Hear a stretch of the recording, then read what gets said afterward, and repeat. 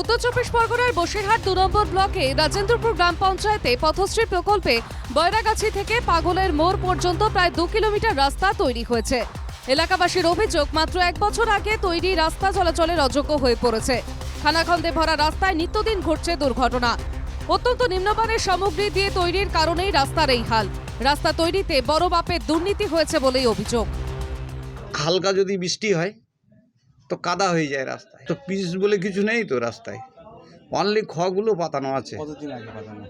1 বছর আগে। কাজ কিছুই হয়নি। 16 আনা যা বোর্ডটাই দেখতে পাচ্ছি, বোর্ডে যা নির্মাণ আছে সেই অনুযায়ী, কিন্তু আমাদের মানে পথে প্রত্যেক দিন বহু মানুষের যাতায়াত হয় এখান থেকে, তো আমরা চাই দ্রুত কাজটা হয়। বেহাল রাস্তার কারণে হামেশাই দুর্ঘটনা ঘটছে বলেই অভিযোগ করেছেন গাড়ি চালকরা।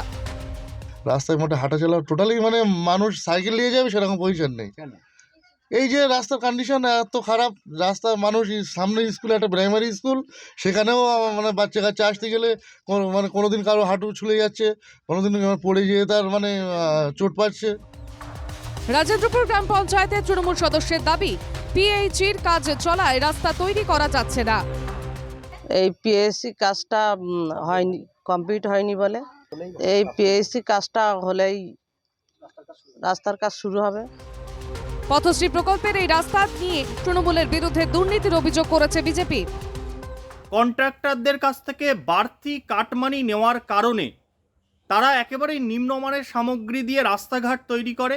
তৃণমূল কংগ্রেসের রাজত্বে এটাই ঘটে চলেছে বর্তমান পশ্চিমবঙ্গে। তৃণমূল নেতারা নিজেদের আখের গোছাতেই ব্যস্ত রয়েছে।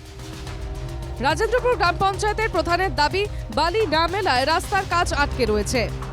সেই সাদা বালিটা আমরা করতে মানে যতটা প্রয়োজন ততটা আমরা আনতে পারছি না, বা যে এজেন্সি তিনি বারবার যোগাযোগ করছে যে বসিরহাট থেকে যে বালি ঘাট আছে সেখান থেকে বালিটা নিয়ে আসার জন্য, কিন্তু তিনি পারমিশন করতে পারছে না বলেই বালিটা আনতে পারছে না।